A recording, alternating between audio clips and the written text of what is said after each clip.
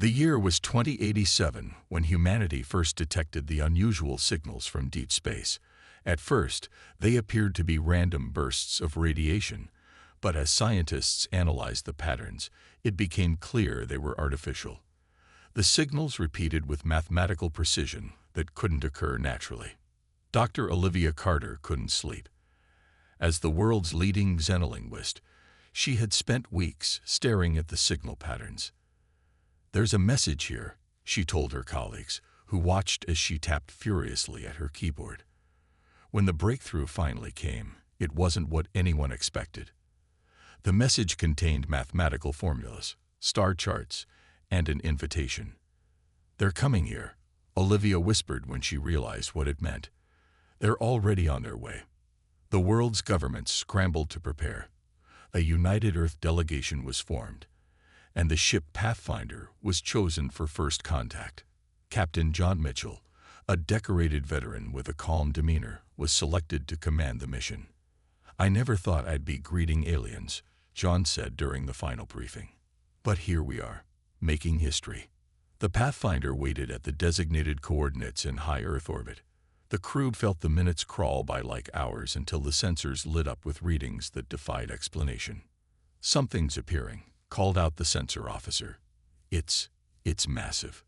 The Zorkath ship materialized before them, a structure so vast it seemed impossible that it could move through space. Gleaming with an iridescent metallic surface, it dwarfed the Pathfinder like a whale next to a minnow. Communication channels opened, and humanity had its first glimpse of an alien species. The Zorkath were tall, with skin that shifted colors like living opals. Their eyes, 3 of them, moved independently, taking in everything at once. "We greet you, people of Earth," came the translated voice of Ambassador Gravel. "The Zorkath Empire acknowledges your existence." It wasn't the warm welcome people had hoped for. The diplomatic meeting took place on a neutral space station constructed hastily for this purpose. As Earth's representatives entered the conference room, they couldn't help but notice the Zorkath officials whispering and making gestures that seemed suspiciously like laughter. "Your species has progressed adequately," Ambassador Gravel stated, his central eye barely focused on the humans before him, "for beings so recently evolved from tree-dwelling mammals." Dr. Carter tried to maintain her diplomatic composure. "We've accomplished much in our time as a civilization." "Yes," the ambassador replied, his skin flashing patterns of blue and green that the translation software identified as amusement. Much like how a child accomplishes drawing with colored sticks.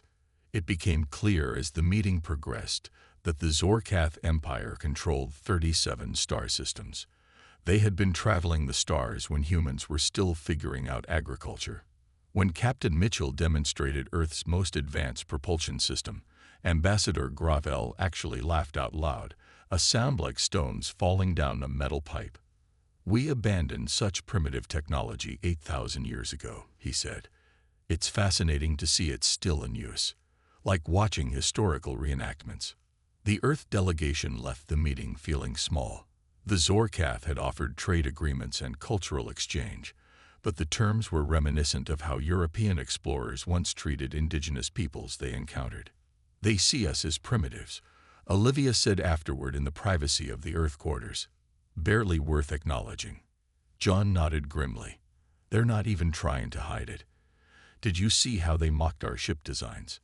As the Pathfinder returned to Earth, the crew couldn't shake the feeling that everything had changed. Humanity had dreamed of meeting alien life for centuries, imagining fellowship among the stars. Instead, they found themselves beneath the shadow of an empire that viewed them as little more than an anthropological curiosity.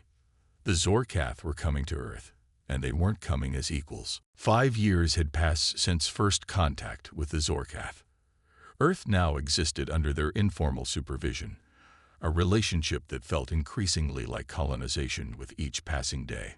The Zorkath maintained a permanent embassy in Geneva, a towering structure of shifting metal and crystal that dwarfed the surrounding buildings. From there, they issued technology-sharing agreements that always came with strict limitations. Humans could have faster computers, but not the secret behind Zorkath quantum processing. They could have better medicine, but not the regeneration tech the aliens took for granted. "We must ensure your species develops at an appropriate pace," was the standard explanation. What they meant was, not fast enough to ever catch up. Navy Commander Eric Foster didn't trust them. Working at the Joint Human Zorkath Research Facility in Arizona, he noticed discrepancies in the shipping manifests. Materials were leaving Earth that weren't on any official record. "They're harvesting something," he told his superior officers, who warned him to keep quiet.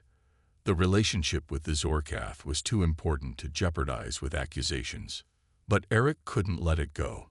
Late one night, he followed a Zorkath transport to a remote desert location. Hidden behind rocks, he watched as they extracted rare earth elements from a site they had told the government was simply a cultural observation post. At the same time, across the world in London, scientist Lisa Winters made a discovery in her lab. The Zorkath had provided human researchers with basic genetic analysis tools, supposedly to help cure diseases. Lisa found that the tools were specifically designed to identify unique properties in human DNA. "They're studying us," she realized, "not helping us." When she reported her findings, her lab was shut down the next day for safety violations. The message was clear: don't ask questions. Earth's governments were divided on how to respond to the Zorkath presence. Some nations embraced the aliens, hoping to gain favor and access to more advanced technology. Others maintained cautious diplomatic relations while secretly preparing defenses. "We can't fight them," said the Brazilian president at a closed UN session. "Their ships could destroy our cities from orbit. But we can't just surrender our planet," responded the Nigerian representative. "Look at how they treat us already." While politicians debated, a small resistance began to form. Kate Bennett, an ex-military officer who had been part of the original diplomatic team, started connecting people who shared her concerns. Eric Foster, Lisa Winters, engineers who had been fired for asking too many questions about Zorkath tech, scientists whose research had been mysteriously defunded. They met in basements, in abandoned buildings, always switching locations. They shared information, piecing together the Zorkath's true activities on Earth. "They're taking more than resources," Kate told the group during one meeting. "They're taking our future." The breaking point for many came during the Galactic Summit, broadcast to Earth as a show of goodwill. Ambassador Gravel, not realizing his comments would be translated back to Earth, referred to humans as quaint pets while discussing Earth with representatives from other alien civilizations.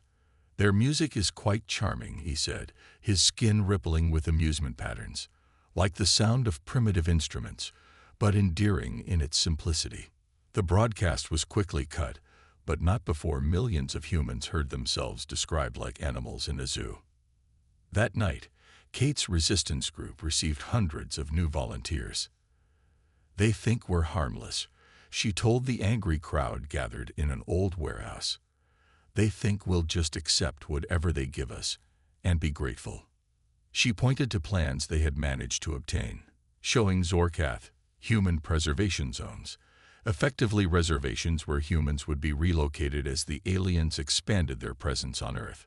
"They're laughing at us now," she said, "but they won't be laughing forever." The resistance discovered something unexpected while studying Zorkath medical reports. Humans possessed unique adaptive capabilities that the aliens found puzzling. When exposed to new environments, human bodies adjusted faster than any species the Zorkath had encountered. "They see it as a curiosity, not a strength," said Dr. Alan Morris, reviewing the stolen files. A neurologist before first contact, Alan now worked in a hidden lab beneath an abandoned shopping mall.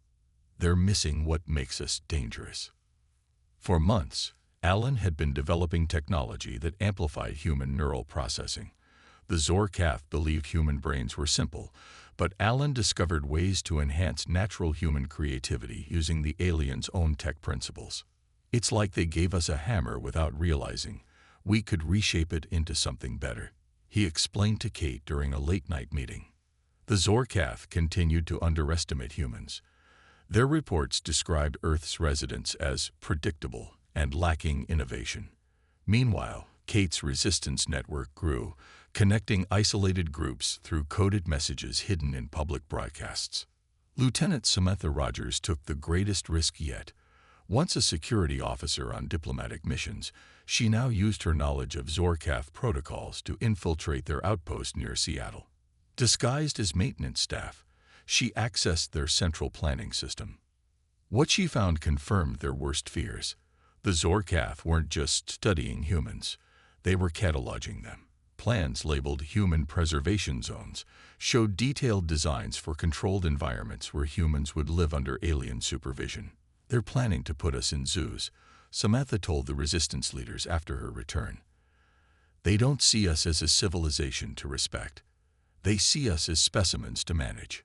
While the Zorkath focused on containment, Earth scientists made quiet breakthroughs. In underground labs across the planet, they reverse-engineered pieces of alien technology, often improving on the original designs in ways the aliens never considered. Professor Wei from Beijing discovered that Zorkath power systems could be modified to produce twice the energy by incorporating human battery designs. Engineers in Nairobi found that Earth metals, when processed using specific techniques, could make Zorkath hull materials stronger and lighter. "We're not working with their rules," explained Samantha during a strategy session. "That's our advantage. They think linearly. We think around corners." The Zorkath received reports of these advances, but dismissed them as statistical anomalies or measurement errors. Their cultural belief in their superiority was so ingrained that they couldn't conceive of humans making meaningful improvements to their technology. A team led by engineer Paul Rodriguez demonstrated this perfectly when they integrated Earth's digital systems with Zorkath communication tech. The aliens had provided basic communication devices as a gift, but Paul's team reconfigured them to create a network that the Zorkath couldn't monitor. "They built their systems assuming certain limitations," Paul said. "They never considered what would happen if those limits were ignored." Most surprising was humans' ability to adapt to alien technology physically. Zorkath neural interfaces, designed for their three-eyed biology, caused seizures in their test subjects. But after several attempts, human volunteers found they could not only use the interfaces, but could process information faster than the systems were designed to deliver. "Our brains rewire themselves," explained Dr. Morris. "It's what humans have always done. Adapt to new circumstances." The Zorkath ambassador mentioned these oddities to his superiors, but characterized them as amusing deviations rather than significant developments. In one report, he wrote, "The humans continue to play with our discarded technologies like children finding shiny objects on a beach. Their attempts to understand our systems provide entertaining observations, but no cause for concern." Unknown to him, those entertaining observations were the first sparks of a revolution that would soon burn through the galaxy, a revolution built on the one resource the Zorkath never thought to value: human ingenuity. A global underground network formed in the shadow of Zorkath occupation. Scientists, engineers, and military personnel from different countries shared breakthroughs through encrypted channels that the aliens couldn't detect. What began as isolated resistance cells merged into a coordinated movement. Professor Daniel Hayes made the first critical breakthrough. Working in a basement laboratory beneath his university, he created a quantum communication system that operated on principles the Zorkath had never explored. "They rely on manipulating established quantum states," Daniel explained to the resistance leaders. "Our system generates entirely new states that their sensors aren't designed to detect." For the first time, humans could communicate without fear of Zorkath surveillance. The resistance used this advantage to coordinate research efforts across continents, accelerating their technological development at a pace that would have shocked their alien overseers if they had known about it. In shipyards disguised as scrapyards, human engineers modified the limited spacecraft the Zorkath had allowed them to build. These ships appeared compliant with alien restrictions when inspected, but contained hidden systems that could be activated once beyond monitoring range. "We're building a fleet right under their noses," said Chief Engineer Olivia Reyes as she installed a modified propulsion system in what looked like a standard human mining vessel. "These ships are faster and more maneuverable than anything they think we can build." The Zorkath had provided humans with simplified navigation systems that limited where Earth ships could travel. But Olivia's team found ways to bypass these restrictions, allowing human vessels to go anywhere in the solar system without alerting their overseers. Nicole Barnes led the first major test of these capabilities. A former astronaut recruited by the Resistance, she commanded a crew of 12 on a mission to establish a hidden colony on Mars. The official mission, approved by the Zorkath, was to set up a small research outpost. What the aliens didn't know was that the outpost served as a cover for a much larger underground facility. They only scanned the surface, Nicole told her crew as they expanded tunnels beneath the Martian soil. Everything below 5 meters is invisible to their orbital surveillance. Within 6 months, over 200 people lived and worked in the Mars colony, manufacturing technology beyond anything the Zorkath believed humans capable of creating. Meanwhile, Earth's military leaders developed combat tactics specifically designed to exploit weaknesses in Zorkath physiology and technology. The aliens' three-eyed vision system, while superior for observing stationary objects, had trouble tracking multiple fast-moving targets. Human pilots practiced maneuvers that would confuse Zorkath targeting systems.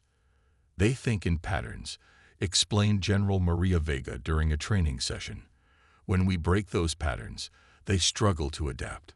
The Zorkath began to notice discrepancies. Their resource shipments sometimes arrived lighter than expected. Energy usage on Earth fluctuated in ways their models couldn't explain. Signals occasionally appeared on their sensors before disappearing too quickly to track. But their arrogance prevented them from connecting these anomalies.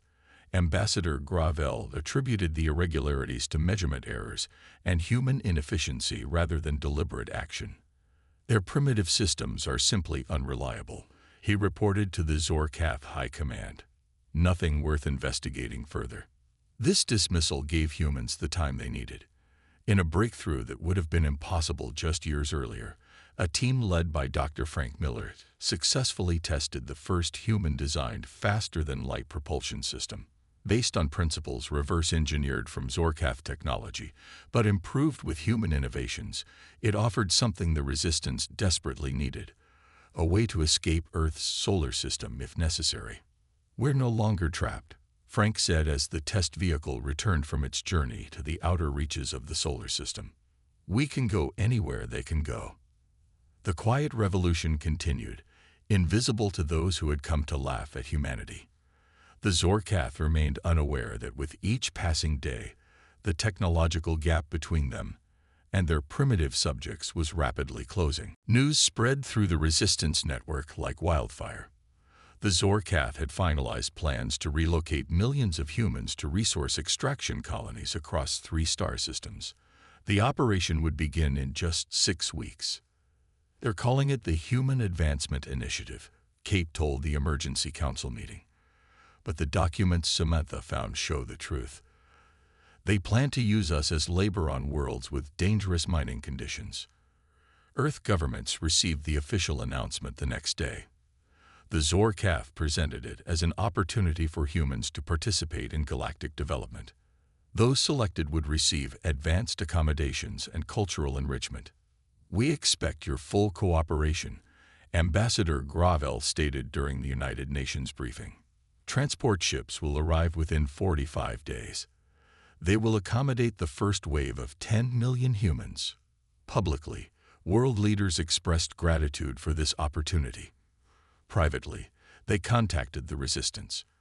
Admiral William Taylor, who had maintained his position while secretly supporting the Resistance for years, now coordinated the Global Defense Initiative from a bunker beneath the Rocky Mountains. "We've known this day might come," he told the assembled military commanders from 27 nations. "It's time to implement Thunderbolt Protocol." Around the world, hidden weapons platforms were activated. Ships disguised as freighters revealed their true capabilities. Soldiers trained in secret for years moved into position. Dr. Grace Morgan led the final push in weapons development. Her team had created shield technology that could neutralize Zorkath energy weapons by inverting their frequency. They built their weapons to overcome resistance from species they've encountered before, Grace explained as her team installed the shields on Earth's defense platforms. But our approach is fundamentally different. As the Zorkath transport fleet approached Earth, Ambassador Gravel received reports of unusual activity. Human officials were being surprisingly cooperative, providing detailed lists of citizens selected for relocation. The ambassador dismissed concerns from his junior analysts. They finally accepted their place, he told his staff. When faced with our power, submission is the only logical response. The Zorkath fleet entered Earth orbit with 27 massive transport ships and 15 military escorts. They expected a simple operation: load the humans and depart. Admiral Taylor waited until the fleet was committed to orbit before giving the signal. All units, execute Thunderbolt. Across Earth's surface, concealed defense platforms activated. From the dark side of the moon, human ships emerged from hidden bases. From Mars, Nickel Barnes led a squadron of advanced fighters that the Zorkath didn't even know existed. Ambassador Gravel was in the middle of a communication with the fleet commander when alarms blared through the embassy. "What is happening?" he demanded as his security staff rushed into the room. "Human weapons fire detected," a junior officer reported, his skin flickering with confusion patterns. "Multiple sources." "Impossible," Gravel replied. "Their weapons can't penetrate our shields." The fleet commander's image flickered on the communication display. "Ambassador, we're under attack. The human weapons, they're bypassing our defenses." Grace's shield-penetrating technology worked perfectly. Zorkath ships designed to withstand attacks from advanced civilizations found themselves vulnerable to human weapons they had dismissed as primitive. Earth's hidden fleet deployed battle tactics specifically designed to exploit Zorkath weaknesses. The alien ships, accustomed to fighting in formal patterns, couldn't adapt to the seemingly chaotic movements of human vessels. William watched from the command center as the battle unfolded. "They expected compliance," he said to his officers. "They never prepared for resistance." The Zorkath military escorts, stunned by the unexpected defense, attempted to regroup and launch a counterattack. But human ships, smaller and more maneuverable, disrupted their formations. Nickel's Mars squadron targeted the fleet's communication systems, creating confusion among the Zorkath forces. After 3 hours of battle, the alien fleet commander made an unprecedented decision. The remaining Zorkath ships broke orbit and retreated to the edge of the solar system. For the first time in the Zorkath Empire's 15,000-year history, they had been forced to retreat from a primitive species. Ambassador Gravel, watching from the embassy as his fleet fled, finally understood. The humans had never been as primitive as they seemed. The Zorkath High Command refused to acknowledge what had happened at Earth. Their official report described the retreat as a strategic repositioning to reassess the human cultural integration program. But inside the Empire's ruling circles, panic spread. "Impossible," said Supreme Commander Zevran as he reviewed the battle footage. "How could they have developed such capabilities without our knowledge?"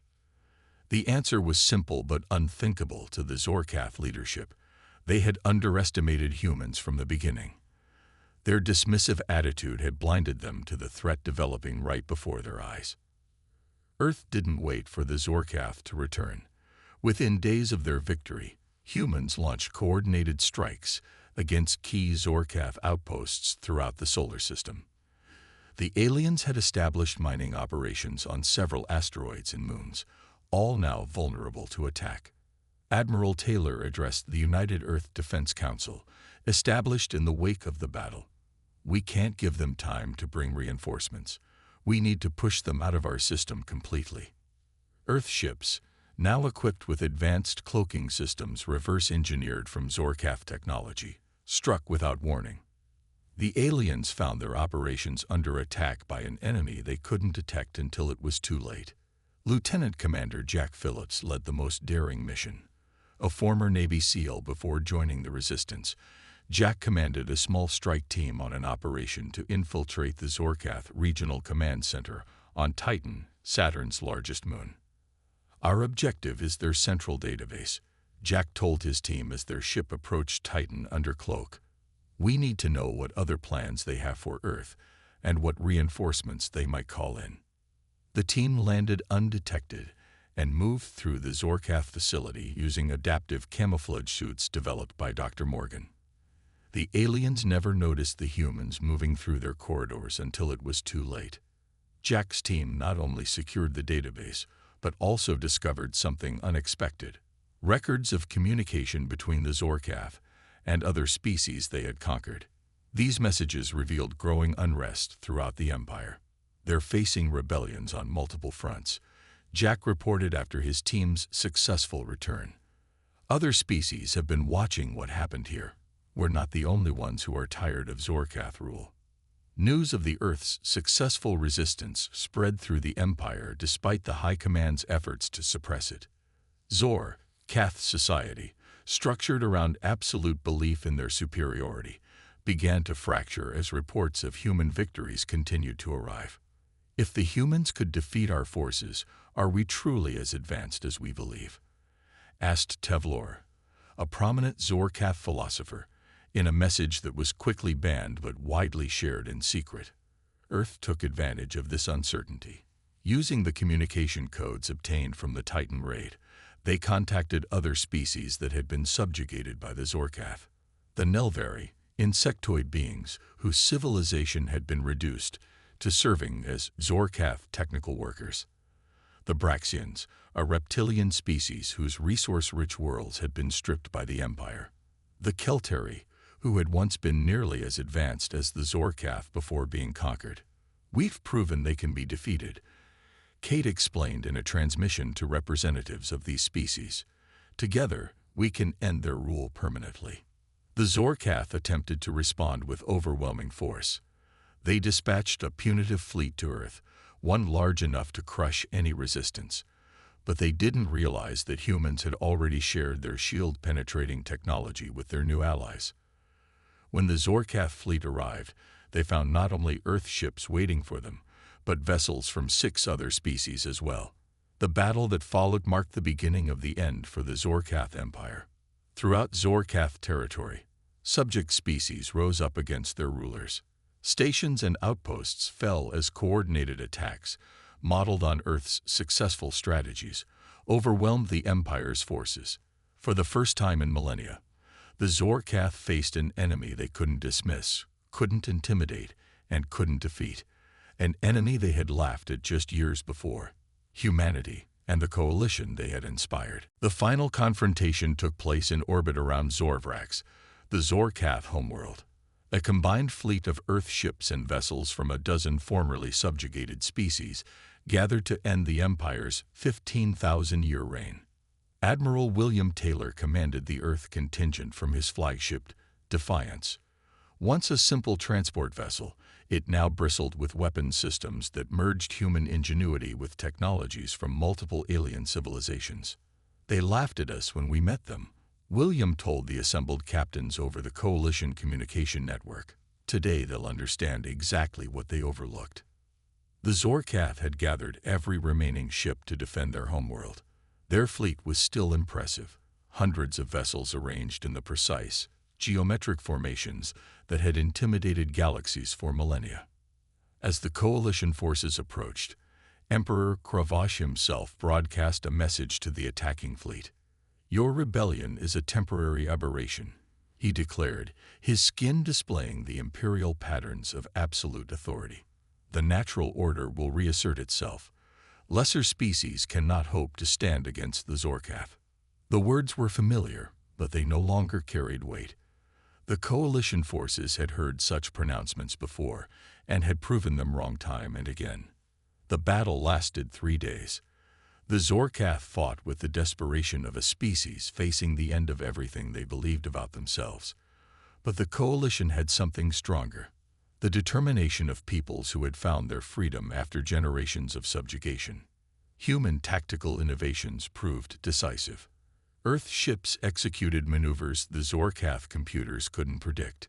When the aliens adapted to one approach, the humans would switch to another, keeping their enemy perpetually off balance.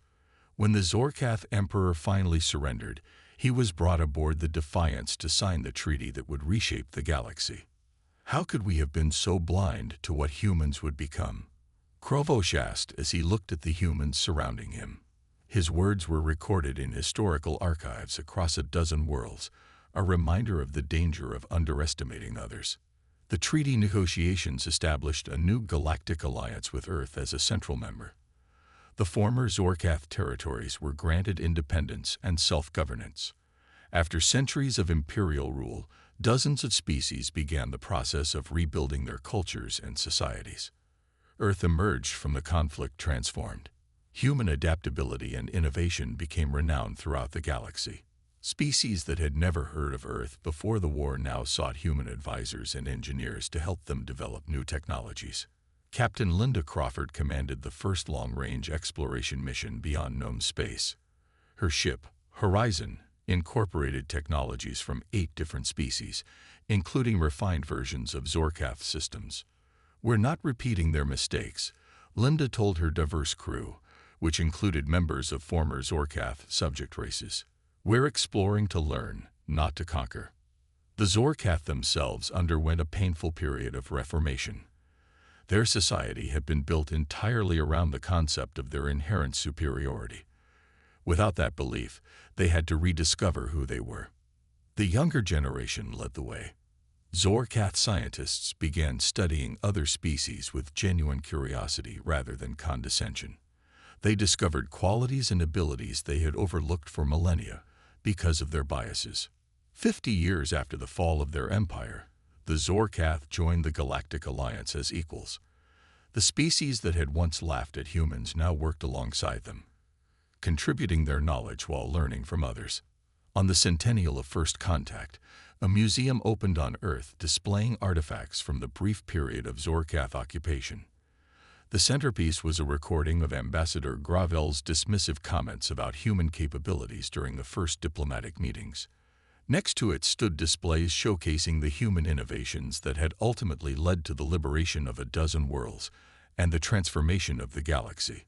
School children from Earth and other Alliance worlds visited to learn about the dangers of arrogance and the strength found in diversity.